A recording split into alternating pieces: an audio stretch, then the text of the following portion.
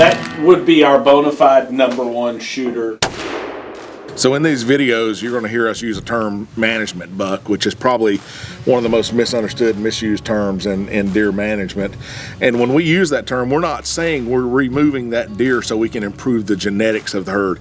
We're trying to improve the standing crop of our bucks. In other words, if we take out a deer that scores 110 inches, it literally raises the average of our deer score that are alive now, has no bearing on the future of our deer herd. So we're doing that to provide more resources for the bucks that are there. So no different than removing a doe, you're taking a mouth away from the table. We're doing the same thing when we remove those bucks. We have just too many deer here.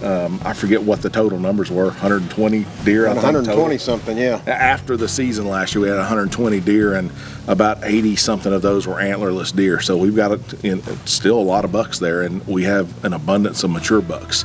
So we want to remove some of those mature bucks, making more room at the table for those better quality deer. That's right, because nutrition impacts antler development as much as anything. Yeah. If not the most impact.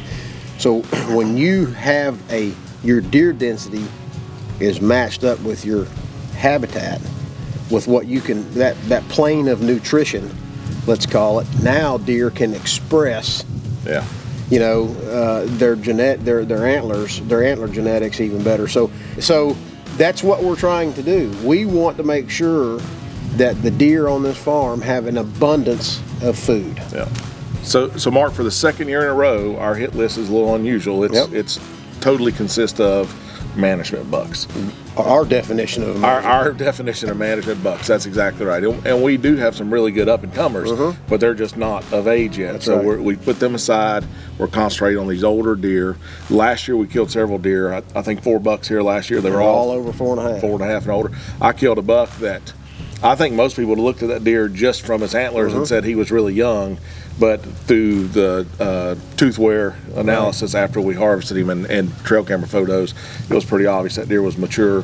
I think he scored 80 inches or something like that. You know, not the kind of deer that we were wanting taking away our resources from our other deer. So, and same with the other bucks. Justin rather killed a really nice 8-pointer, but again, that deer was 5 years old, I think.